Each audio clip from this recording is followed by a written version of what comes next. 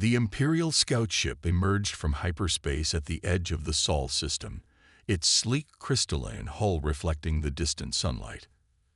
Captain Robert Wells of Earth's Deep Space Monitor Station leaned forward in his chair, eyes fixed on the massive holographic display showing the unknown vessel. "Alert status raised.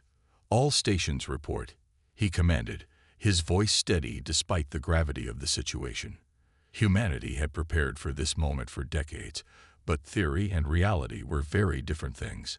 The scout ship's design was unlike anything in Earth's database. It moved with an almost organic grace, using technology that seemed to bend the very fabric of space.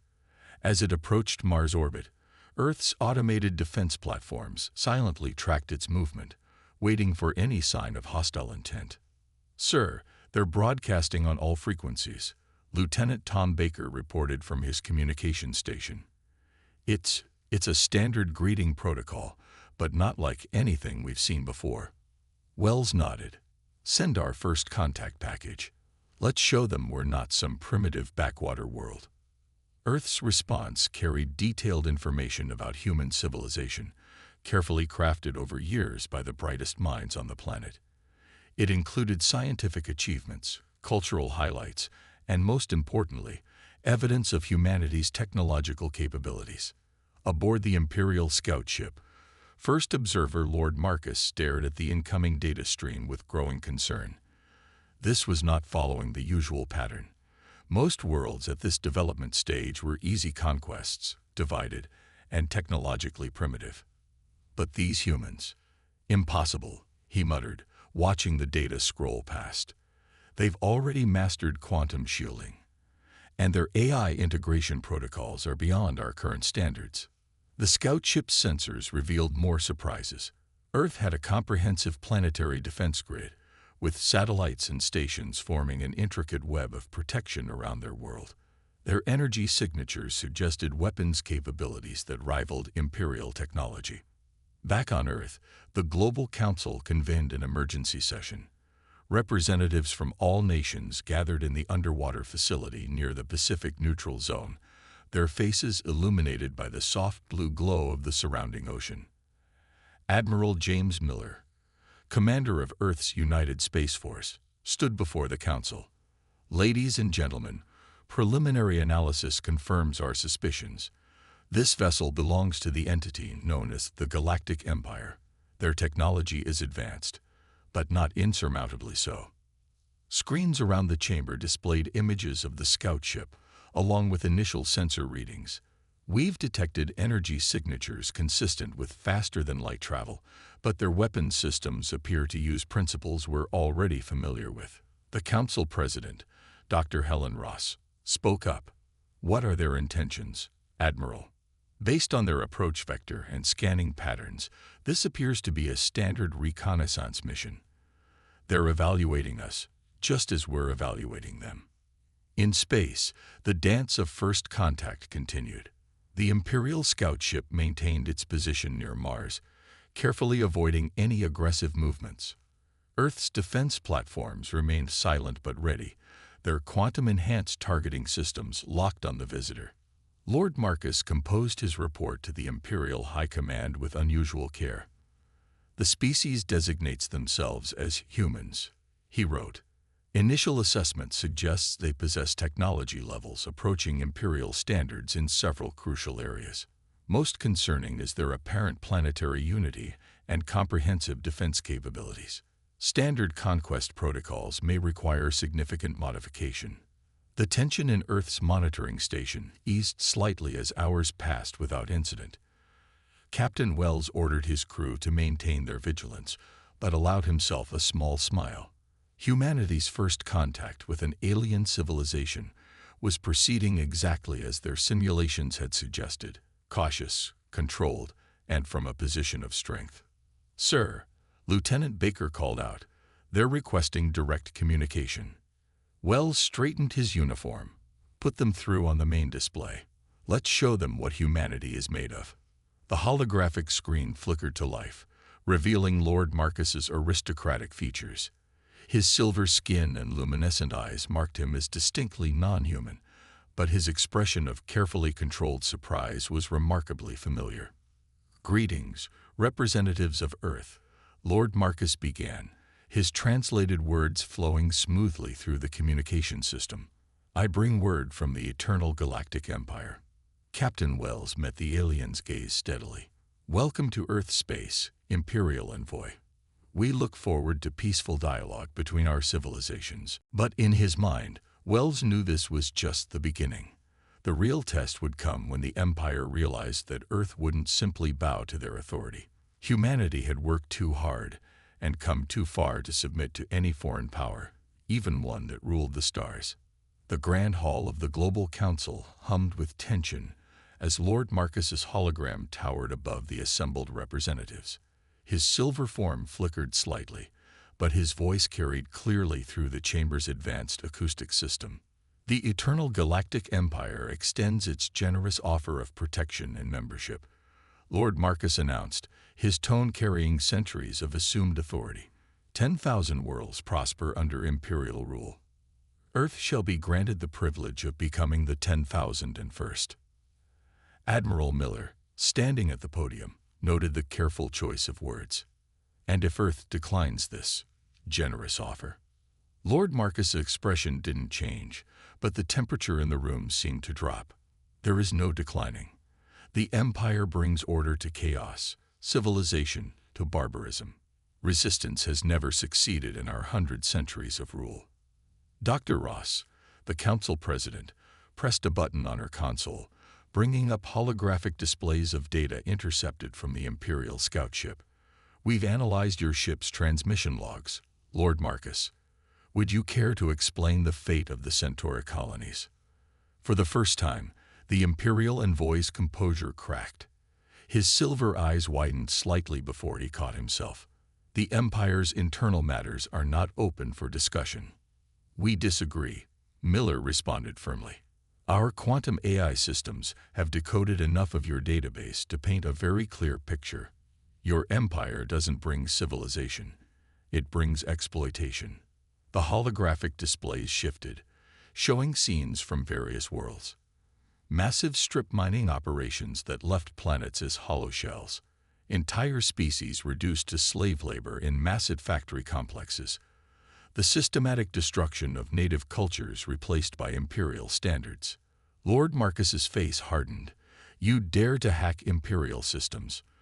This alone proves your species requires proper guidance. The Empire's methods ensure stability and progress." "Progress for whom?"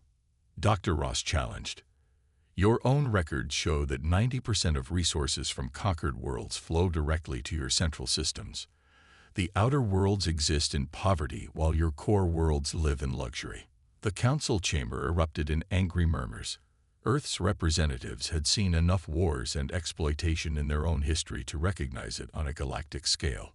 Lord Marcus raised his hand, his patience clearly wearing thin. "You misunderstand your position. This is not a negotiation. The Empire does not request. It commands. You have 2 planetary rotations to submit your formal acceptance. After that, you'll learn why Earth has remained independent," Miller interrupted. "Our quantum defense grid isn't just for show, Lord Marcus. We've analyzed your weapons technology. Impressive, but not unbeatable." The Imperial envoy's hologram flickered as he leaned forward. "You think your primitive defenses can stand against the full might of the Imperial fleet? Thousands of worlds have thought the same. All now serve the Empire." "Perhaps," Dr. Ross replied calmly, "but none of those worlds had developed quantum shielding or AI integration at our level. None of them had unified planetary defenses, and none of them had advance warning of your true intentions." Miller stepped forward, his voice carrying the weight of Earth's combined military authority. "We've run the simulations, Lord Marcus. Your empire relies on overwhelming force against divided worlds. That won't work here. Earth stands united." The council chamber's displays showed Earth's defense capabilities. Satellites armed with quantum disruption weapons. Automated defense platforms with AI systems that could react faster than organic minds. A planetary shield grid that could withstand impacts that would shatter moons. "This is your final warning," Lord Marcus declared, his diplomatic facade cracking completely. "Submit, or face extinction." Dr. Ross stood, her voice clear and determined. "No, Lord Marcus. This is your warning. Earth's space, including our entire solar system, is hereby declared off-limits to Imperial forces. Any violation of this quarantine will be met with immediate military response." The Imperial envoy's hologram vanished without another word. In the silence that followed, council members looked at each other, aware they had just challenged the dominant power in the galaxy. Admiral Miller checked his tactical display. "The scout ship is powering up its drives. They're leaving the system." "They'll be back," Dr. Ross said quietly. "And not alone." "Let them come," Miller responded, his face grim but determined. Humanity didn't climb out of its cradle to kneel before tyrants, even galactic ones. "We'll show them why Earth remains free." The council chamber erupted in applause, but underneath the bravado, everyone knew the real test was yet to come. The Empire wouldn't take this defiance lightly, and Earth had just picked a fight with an enemy that controlled thousands of worlds. But they had made their choice. Earth would stand free, or not at all. The Global Defense Center buzzed with activity as technicians and military personnel prepared for what everyone knew was coming. Massive holographic displays showed the positions of Earth's defense fleet and orbital platforms, all upgraded and ready for the inevitable Imperial response. Professor David Wright, Earth's leading expert on quantum physics, stood before the assembled military command with his latest analysis.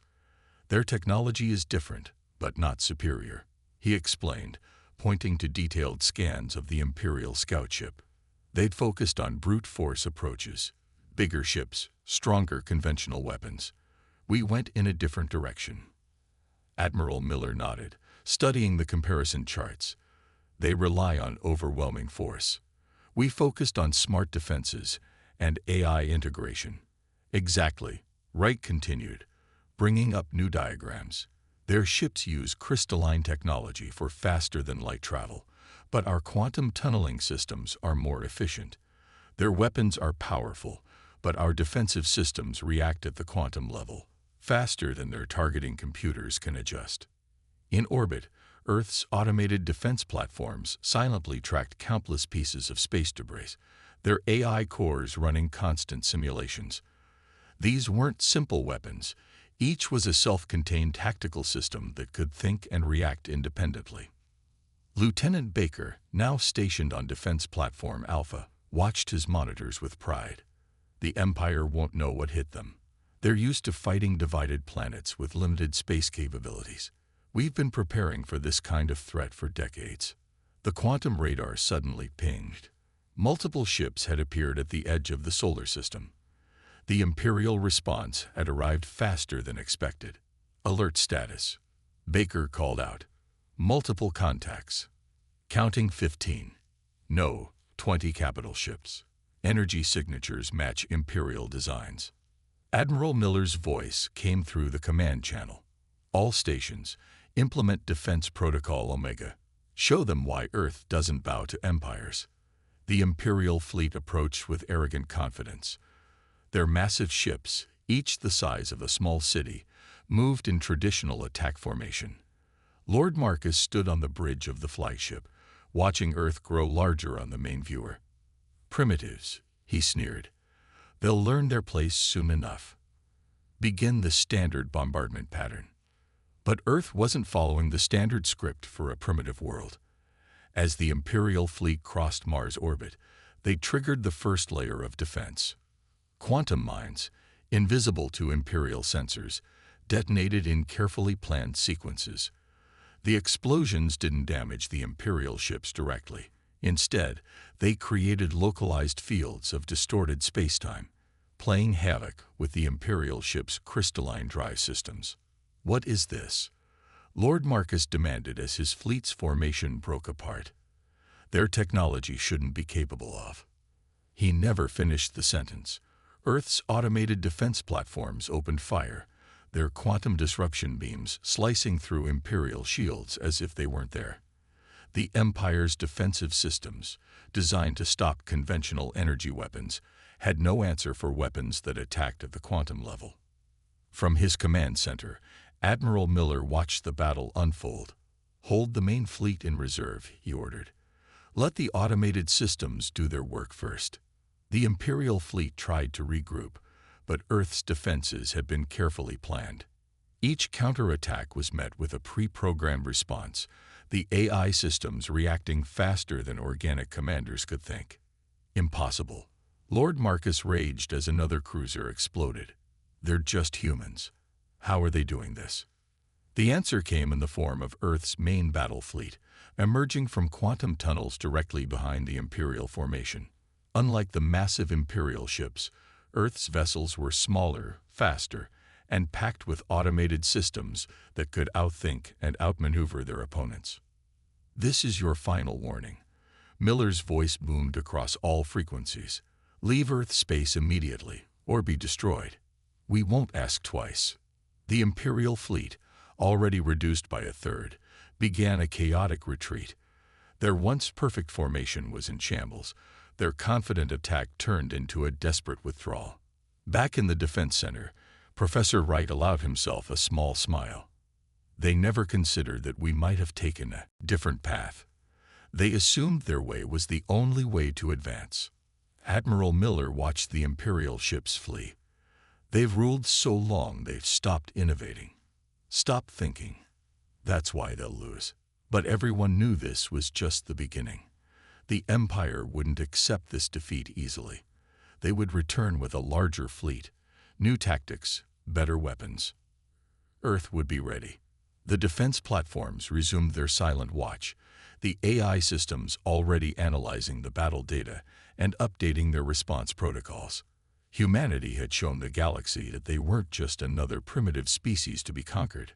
They were Earth, and they would remain free. The Imperial High Command's war room crackled with tension as reports of the failed attack spread across holographic displays.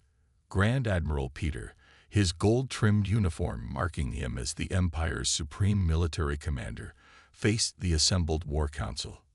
"This humiliation will not stand," he declared, his fist striking the tactical display. "I am taking personal command of the subjugation fleet. We will crush these upstart humans with overwhelming force." 3 weeks later, Earth's long-range sensors detected the approaching armada.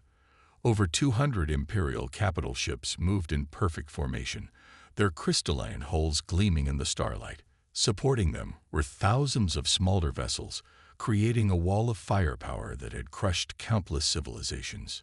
In Earth's orbital command station, Admiral Miller studied the tactical display with General Emma White, commander of Earth's AI Defense Corps. "They've learned from their first defeat," Miller noted. "Look at their formation, designed to counter our quantum attacks." "But they still don't understand what they're facing," Emma replied, her fingers dancing over the control panel. "Our AI systems have evolved since the last battle. They've run millions of simulations, developed new strategies." The Imperial fleet crossed Neptune's orbit, their weapons charging. Grand Admiral Peter stood on his flagship's bridge, watching Earth's defenses prepare for battle. "Begin the attack," he ordered. "Full-spectrum assault. Show these primitives the true power of the Empire." The space between the fleets lit up as thousands of Imperial weapons opened fire. Energy beams and plasma torpedoes created a wall of destruction that would have annihilated most planetary defenses. But Earth was ready. The quantum defense grid activated, creating overlapping fields of distorted spacetime. Imperial weapons fire twisted and curved, missing their targets entirely or colliding with other Imperial ships. "Impossible," Peter shouted as explosions bloomed across his fleet. "Their defensive technology cannot be this advanced." Earth's counterattack began. But this time, it wasn't just automated platforms and quantum weapons. The entire defense grid had been upgraded, each weapon guided by AI systems that learned and adapted in real time. Quantum torpedoes phased through Imperial shields, materializing inside engine rooms and weapons arrays. Automated fighters, smaller than Imperial sensors could track, slipped through formation gaps to strike at critical systems. "Sir," an Imperial officer called out, "their weapons, they're changing tactics faster than we can respond. It's like fighting an enemy that knows our moves before we make them." He was right. Earth's AI defense systems were processing combat data and updating strategies thousands of times per second. Each Imperial tactic was analyzed, countered, and turned against them before it could be fully implemented. Admiral Miller watched as Earth's main fleet joined the battle. "Launch Operation Thunderstrike," he commanded. "Show them why you don't bring a fleet to a thinking battle." Earth's ships didn't move in rigid formations like the Imperial vessels. Instead, they flowed like water, each ship's AI working in perfect coordination with the others. They struck from impossible angles, using quantum tunneling to appear inside Imperial formation gaps, striking and vanishing before the enemy could respond. Grand Admiral Peter's flagship shuddered as another quantum torpedo found its mark. "This is impossible. They're just humans. How can they?" His words were cut off as a precision strike severed his ship's command center from the rest of the vessel. Across the battlefield, Imperial ships were being systematically disabled or destroyed. "Final warning to all Imperial forces," Miller's voice echoed across all frequencies. "Your fleet is defeated. Your formations are broken. Withdraw now or be destroyed." This time, the Empire didn't need to be told twice. The remaining ships, less than half their original number, engaged their faster-than-light drives in a desperate retreat. They left behind a graveyard of twisted crystalline hulls and shattered Imperial pride. In the aftermath, General Emma studied the battle data with satisfaction. The AIs performed beyond expectations. They're already developing countermeasures for potential Imperial responses. Miller nodded, but his expression remained serious. "This victory will have consequences. We've not just defeated their fleet. We've shattered their myth of invincibility. The whole galaxy will hear about this." "Let them hear," Emma replied. "Let everyone know that Earth doesn't bow to empires. We fight smart, not just hard." The quantum defense grid resumed its vigilant watch, its AI systems already processing the lessons of the battle. Earth had won another victory, but everyone knew the war was far from over. The Empire had ruled for 10,000 years. They wouldn't let go easily. The news of Earth's second victory spread through the galaxy like wildfire. On thousands of worlds, beings gathered around communication terminals, watching grainy footage of Earth's quantum weapons tearing through the Empire's finest ships. For the first time in living memory, someone had stood against the Empire and won. Commander Anna Stone sat in her office aboard the diplomatic vessel, Hope, reviewing reports from across Imperial space. As Earth's first ambassador to the broader galaxy, she had a unique perspective on the changing political landscape. "Another request for contact," her AI assistant reported. "This one from the trading worlds of the Outer Rim. That makes 15 systems in the past week alone." Anna nodded, studying the star map on her wall. Red dots marked Imperial strongholds, while green highlighted worlds showing interest in Earth's resistance. The green dots were multiplying rapidly. "The Empire's grip is weakening," she mused. "Every world that sees us stand up to them starts questioning their own submission." On the Imperial capital world, the High Council was in chaos. Lord Marcus stood before his peers, trying to explain the impossible defeats. "These humans," he reported, his silver skin pale with stress, "they don't think like us. Their technology follows different paths. Their eyes are more advanced than anything we've encountered. They must be stopped before more worlds follow their example." But the damage was already done. News of Earth's defiance had reached even the most distant Imperial colonies. On factory worlds and mining planets, workers whispered about the small blue world that dared to say no. Commander Stone's ship dropped out of quantum space near the Centauri colonies, once proud worlds now stripped of resources by Imperial mining operations. Her mission, to show these worlds there was another way. Opening communications with Centauri Prime, her communications officer reported. They're cheering, Commander. They're actually cheering for us." The main screen lit up, showing the Centauri Leadership Council. Their faces, though alien, showed clear hope and excitement. "Earth vessel," the Centauri Prime Minister spoke, his translator conveying his enthusiasm. "Your victory has given us courage. We wish to learn how to resist as you have." Anna leaned forward. "That's why we're here. Earth stands ready to help any world that wants to break free from Imperial control. We bring no demands, no conditions, just the opportunity to choose your own path." The response was immediate. The Centauri colonies, tired of Imperial exploitation, were ready for change. Within hours, their leaders were aboard the Hope, learning about Earth's defensive technologies and democratic systems. But the Empire wasn't idle. Imperial spies watched from the shadows as Earth's influence grew. They sent urgent messages back to their masters. Earth wasn't just defending itself. It was spreading dangerous ideas about freedom and self-determination. In a secret meeting room on an unnamed world, Anna met with representatives from 20 different species. Each had their own story of Imperial oppression, their own reasons for wanting change. "Earth doesn't seek to replace the Empire as rulers," she explained, showing them holographic displays of Earth's defensive systems. "We want to help you protect yourselves, govern yourselves.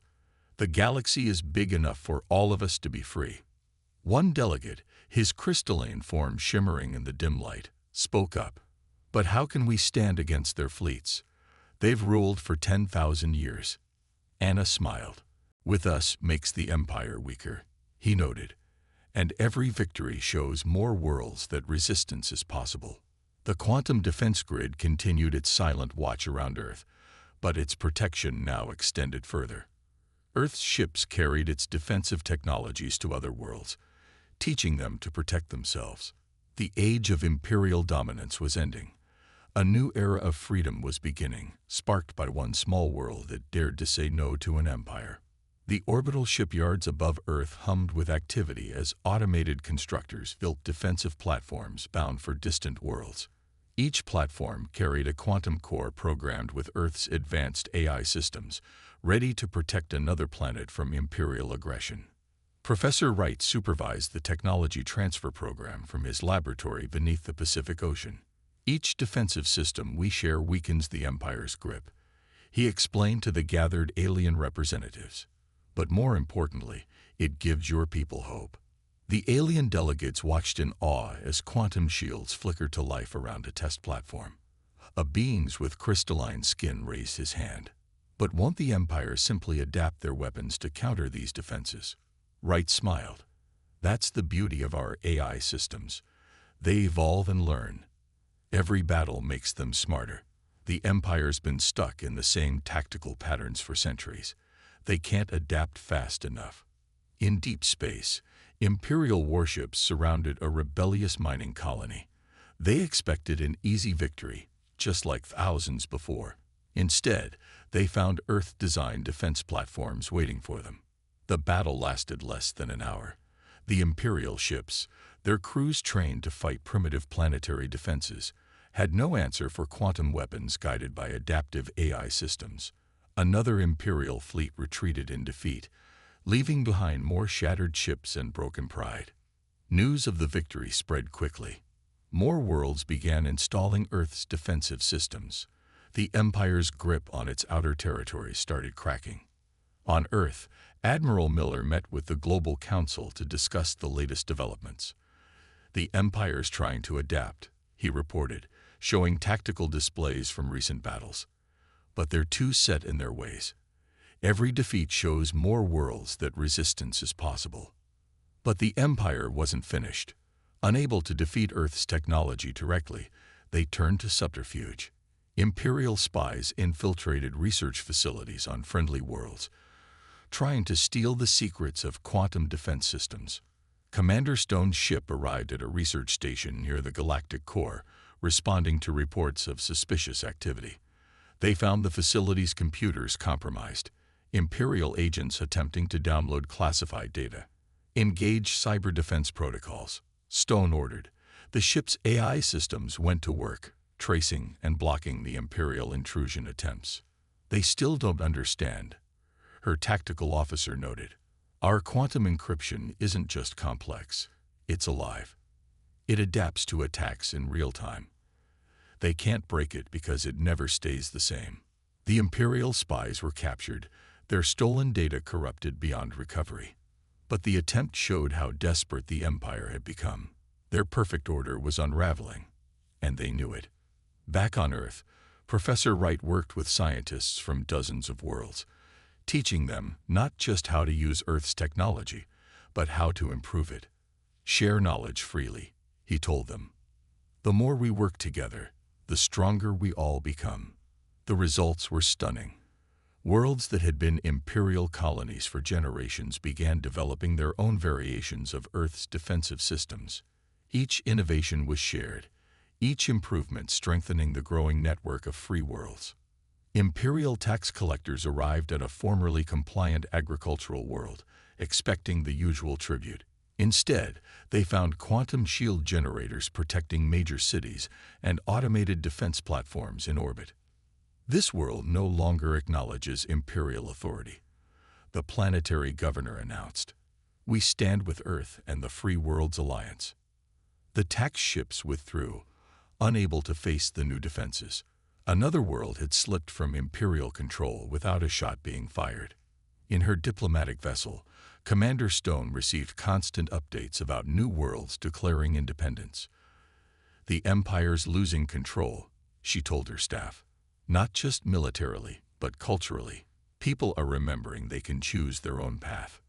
Earth's defense grid detected more Imperial ships gathering at the edge of monitored space. But these weren't attack formations.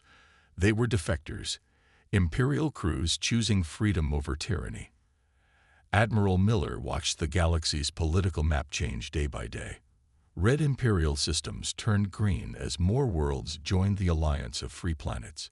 The Empire's territory was shrinking, not through military conquest, but through the power of hope and shared technology. They ruled through fear and isolation, he observed. We're winning through cooperation and shared strength. That's something their 10,000 years of power never taught them. The liberation effect was spreading, unstoppable now. The galaxy was changing, one world at a time, sparked by Earth's simple act of defiance. The Grand Imperial Palace, for the first time in 10,000 years, hosted representatives from Earth and the Free Worlds Alliance. Its crystalline walls, once symbolizing unquestioned imperial power, now witnessed something unprecedented. The Empire negotiating as equals.